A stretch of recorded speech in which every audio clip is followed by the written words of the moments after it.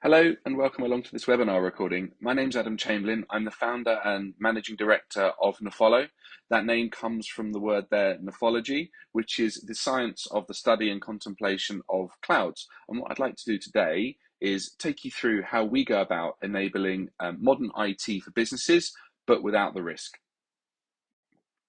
So first of all, within the IT industry, over the last few years, we've had a bit of a growing situation, and that is that as a service has become the preferred way for both customers and vendors to deliver and consume IT. And what that has led to is this enormous explosion in the number of SaaS tools and apps that are available for everyone out there to go and use and consume. And it's growing. It is growing really rapidly at around about 25% a year. There is currently around 30,000 SaaS vendors on offer, and there are 1,000 new SaaS vendors being added to that list annually. So that's 1,000 new SaaS tools that kind of hit the end market and could potentially be consumed. And those SaaS tools service around 14 billion customers globally, which is incredible. And there's a little stat there just showing kind of how big the industry is expected to get by 2028, running into 720 billion plus. So what does this actually mean? Well, in the simplest terms, employees can now bypass their IT team and go and find their own solutions to problems or improvements that they identify themselves, which on the surface doesn't seem like the worst thing in the world, and it isn't. It's good to allow that level of experimentation. It allows for innovation. You can find better ways of working by allowing this.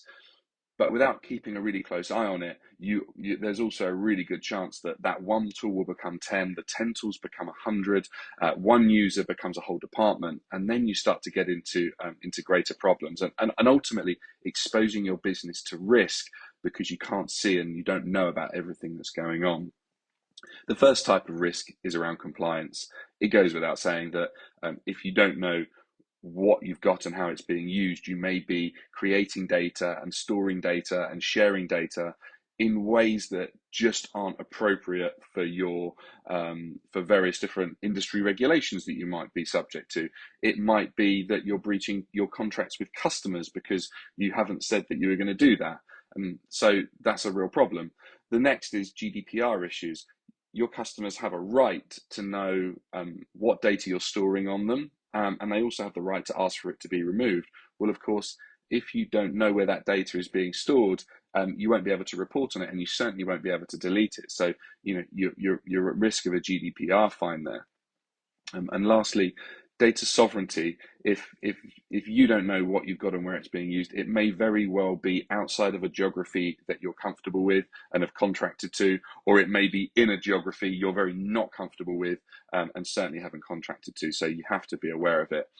And Gartner kind of pulled this up in a piece of research that say 1/3 of successful attacks will be on data located on those shadow IT resources. And I use the name carefully because shadow IT it's an old term, but it's one that sounds quite sinister, and I don't necessarily think it reflects exactly what is happening here. We cover it a little bit later, but I don't so much see it as shadow IT now. I refer to it often as subconscious IT because this is just users that are looking for a way to go and solve their own problems and improve their own working lives off their own back because they've identified a better way of doing something. So the next type of risk is around security, and it goes without saying that the most likely door that will expose you to a security threat is the one you don't know about, because that means you haven't locked it, you haven't alarmed it, it's not bolted, it's not all the things you would normally do. So if you're not aware of it, it's going to be the thing that gets you. And that's because you can't vet services.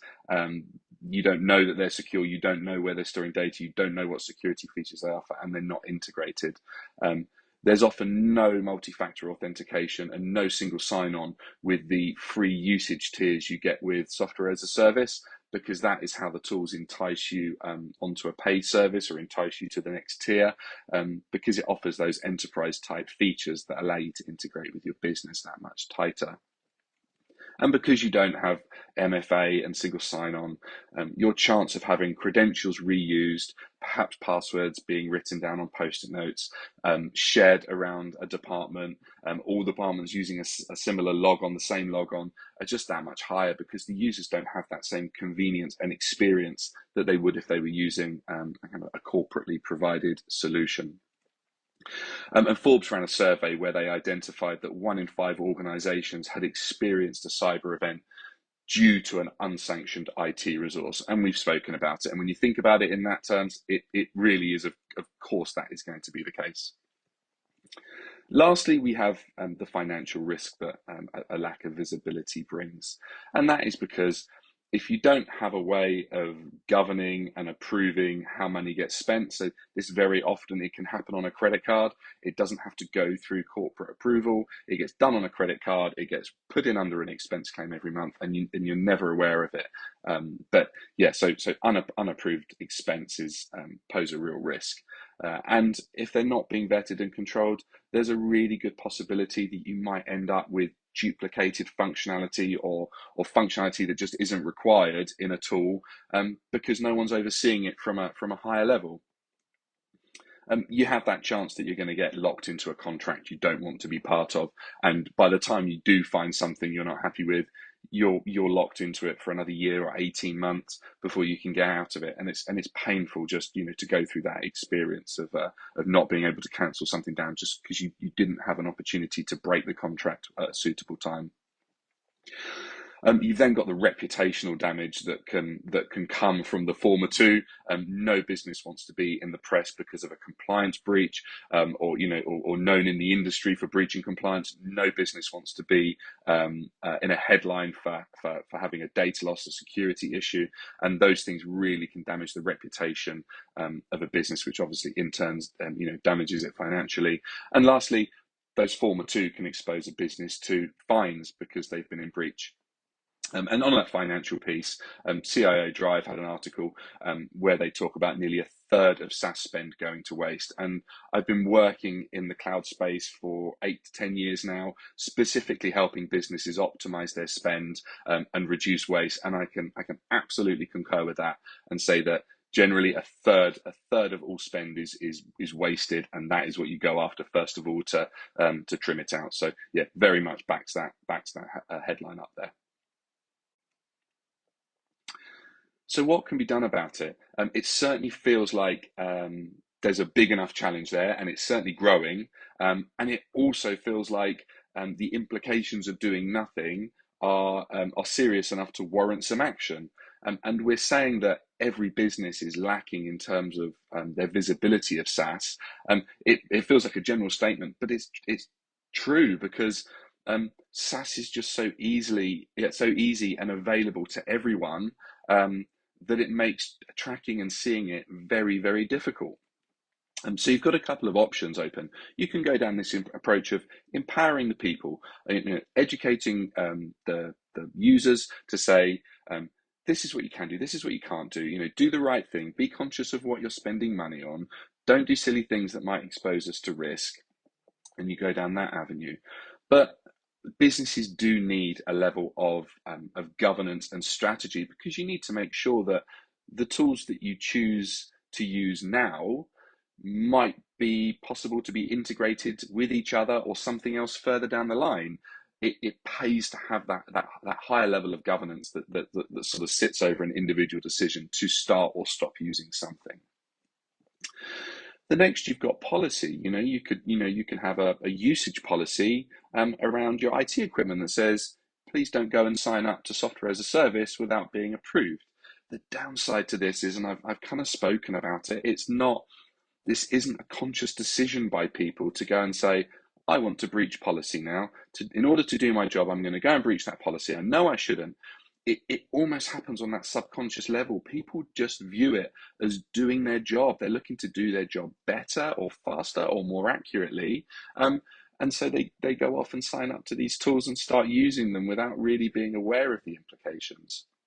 And the last option you've got there is control, technical control that says, block or monitor. But the technology that's available is a little bit outdated, and it's not necessarily geared up for this new, dynamic, cool, fast way of working that is SaaS. And the tools tend to be too big and too cumbersome, to really help and make a difference in that space. So we're left with this situation where ultimately SaaS usage is going to increase regardless. It has got billions being poured into it globally to make these tools as easy and as quick to sign up to as possible. They are making it free and as frictionless as possible, because the goal is just get someone signed up and using the platform. And from there, they go with the product-led growth approach, which is how do we entice them to do a little bit more, pay for another feature, pay for another tier, in order to unlock those features and services that they're just naturally going to want. So it's very, very difficult. You're not going to control it. It's going to increase. And film buffs amongst you will recognize the image and the slight adaptation of the phrase that SaaS finds a way. It just will do. It's what it's how it's been designed to work. So we set about thinking around this challenge slightly differently. We wanted to say and identify what are the things that all software as a service, what does all SaaS have in common? There's got to be some commonalities, and there are. First of all, you need to have a device. There needs to be something that you use to sign up, and it could be a laptop, either personal or corporate. It could be a phone, either personal or corporate. It could be a tablet, whatever. But you need something to go and complete the sign up.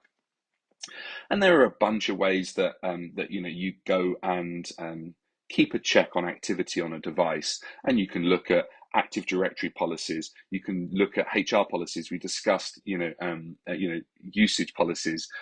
You could look at device management and software asset management agents to track what gets installed. But these things they are all focused on an older way of working.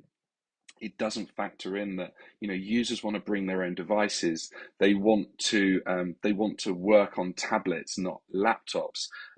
These software pieces of software are not being downloaded and installed anymore. They're being used in a web browser, which just makes them that much harder to capture and track.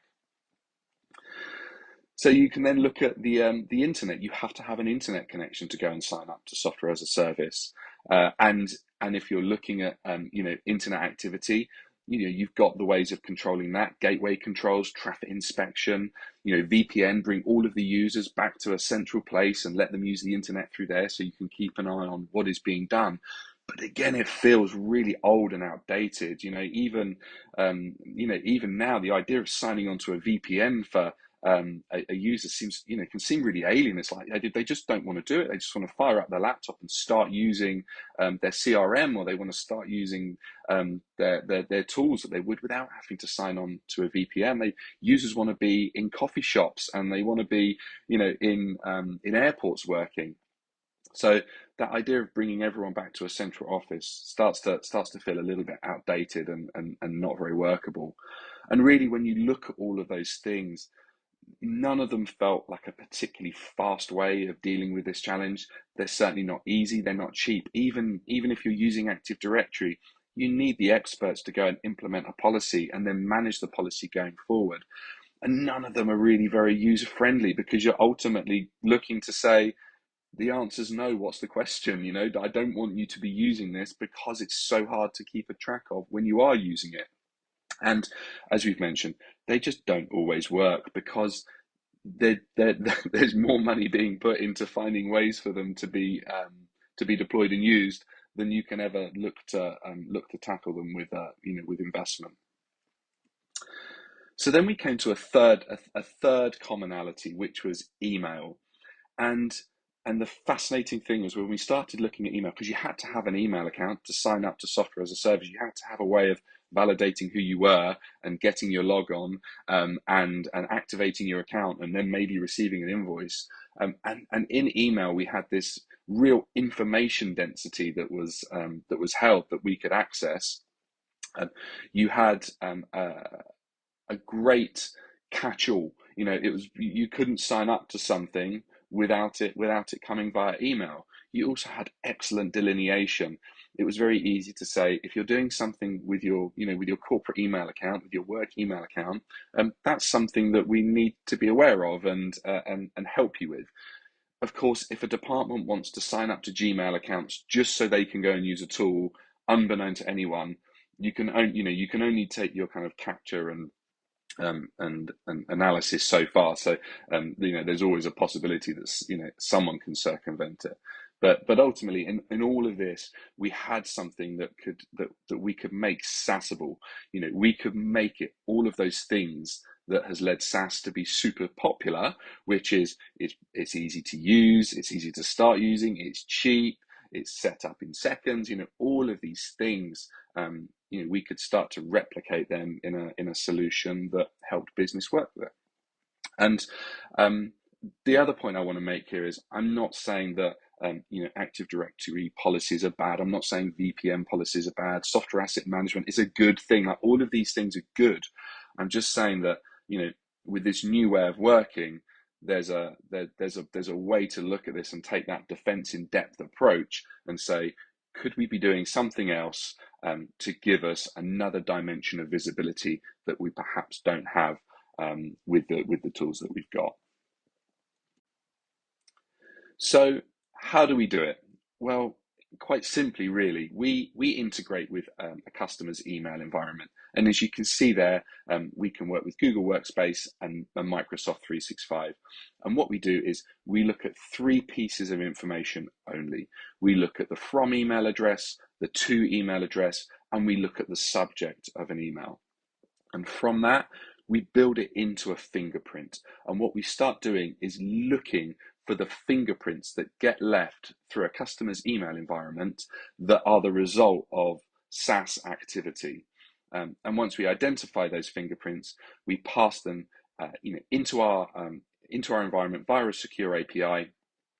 We pass it through our database, and then we pass it through our own AI engine that we've built up to help understand and categorize the usage and what's happening. And then we push that out into a set of really quite simple reporting dashboards to provide information that is easy to get hold of and make some actionable business decisions off the back of. And really, that is what allows us to go and play SaaS at its own game. And by that, I mean, it's very difficult to go and try and tackle something in a completely different field. You generally have to play something at its own game to be able to keep up with it. And it always felt really impossible and quite difficult to go and try and fix something that is very quick and dynamic and attractive and feature rich and cost effective, and you could do things within seconds, start using something within seconds. It felt really hard, if not impossible, to go and try and understand that and monitor it and analyze it using big cumbersome tools and technology, things that took weeks to specify, months to go through contractual negotiations on, months to deploy and start using, in an environment, and then lots of expertise required to understand it and tune it, etc. It just didn't feel right. So what we wanted to do was build this thing that could be set up and working in minutes, often seconds. Now we can,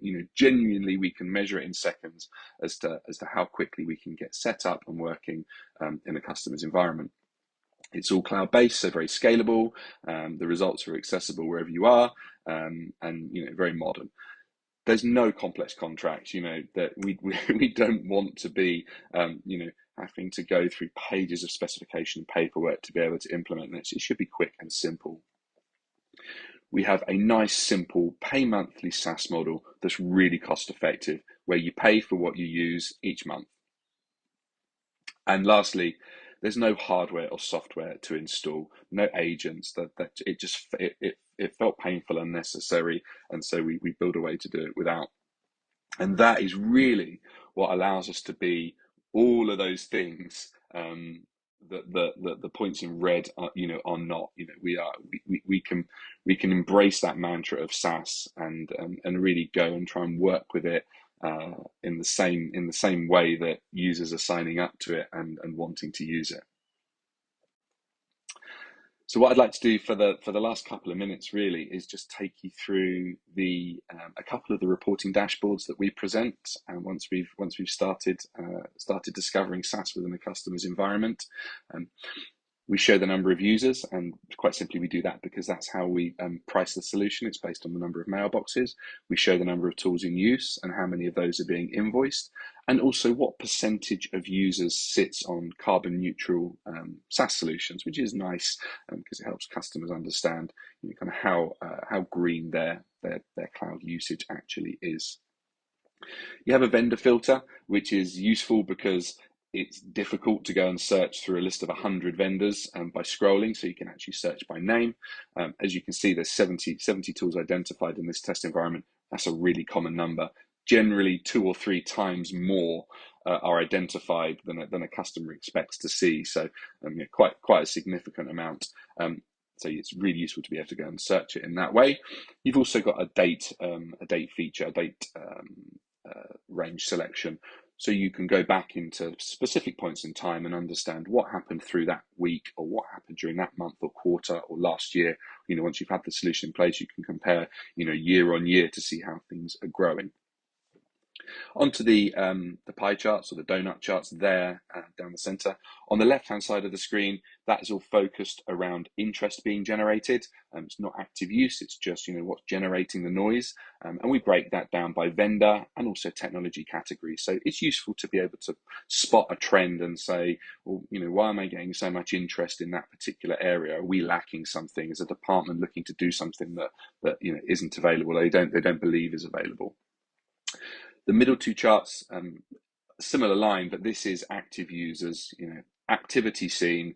There is a user account created, it is in use. And again, we break that down by vendor and also category. Nice thing about these is they're actually they're interactive now, so we could click on a particular tool and we could filter the other tables and other graphs down just to focus on that tool. And we could also do that by category. We can click on telephony and it will show us all of the telephony tools that are in use, how many users they've got. We can see new users in this particular month. We can see who's getting the invoices for those tools in this month. And then down the bottom on the left-hand side, we can also track active use over time. This is useful because it lets you see maybe where something is growing outside of a particular trend. You can see there are a few spikes there where it's not following that typical curve. And it's also really good because you can start to plot trajectories and understand, how big is that thing likely to be in a year's time, which helps around, software renewals and contract negotiations, because you can make a more accurate prediction on what you're going to be using, and hopefully kind of right size and negotiate accordingly. And in the bottom right hand corner there, it's a big table that just lists all users, all tools, and how they're categorized. Any other point to note is we've obviously anonymized this, but where you see the email address user at your domain, those are all hyperlinks. So if you wanted to contact a particular user to get a copy of a invoice or understand why a particular tool was being used, you can click the link and it will fire up an email. Interesting point on that, like the tool was never meant to be a stick, it was always meant to be a carrot. Don't go and beat users to say, why are you using this, you shouldn't be. It was meant to promote conversation, to say, look, I can see you've started to use something or you're showing interest in something. What are you struggling with? What are you looking to do? There might be a tool that is already been purchased, has already been integrated to SSO, that is ready to use and can maybe meet the feature that they're looking for. So that's the sentiment behind this. The next dashboard I wanted to take you through, and it's the last one, is a focus dashboard.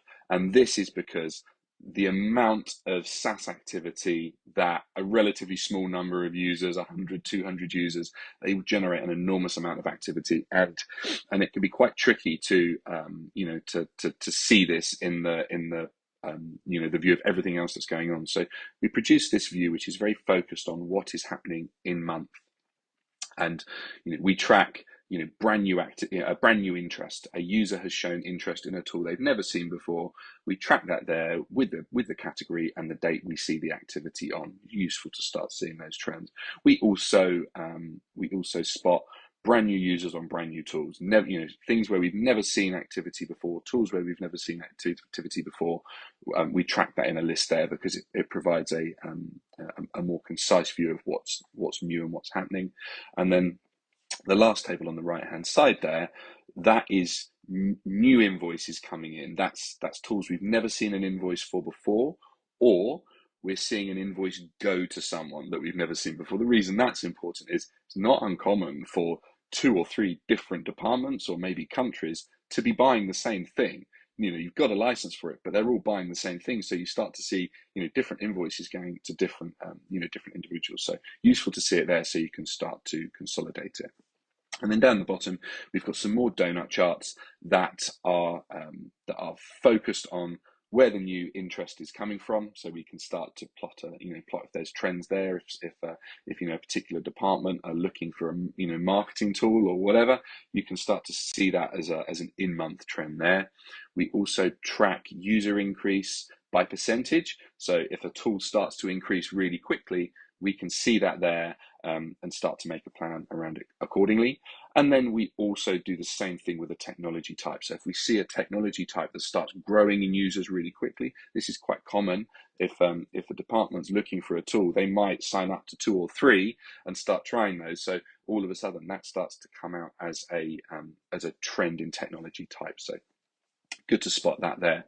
And that's pretty much it. I wanted to keep the webinar to under 30 minutes. I've just about done that, but obviously there's a good amount more detail and functionality that sits in the tool behind this. But hopefully that's been useful to give you an overview of the challenge we wanted to solve, why we wanted to go and solve it, and how we go about enabling businesses to use modern IT without that risk. Thank you for watching. If you've got any questions or would like some information, please drop us an email or visit the website.